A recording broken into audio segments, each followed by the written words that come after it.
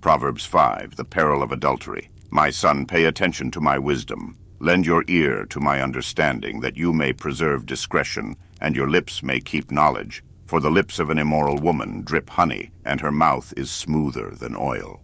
But in the end she is bitter as wormwood, sharp as a two-edged sword. Her feet go down to death, her steps lay hold of hell, lest you ponder her path of life. Her ways are unstable, you do not know them, therefore hear me now, my children.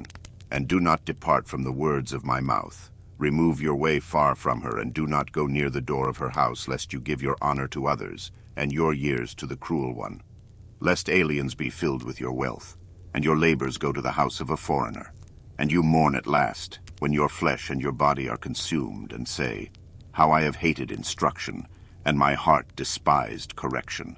I have not obeyed the voice of my teachers, nor inclined my ear to those who instructed me, and I was on the verge of total ruin, in the midst of the assembly and congregation.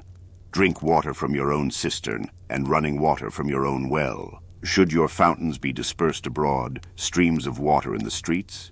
Let them be only your own, and not for strangers with you. Let your fountain be blessed, and rejoice with the wife of your youth.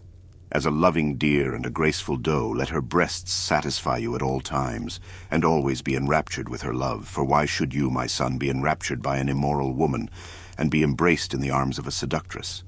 For the ways of man are before the eyes of the Lord, and he ponders all his paths. His own iniquities entrap the wicked man, and he's caught in the cords of his sin. He shall die for lack of instruction, and in the greatness of his folly he shall go astray.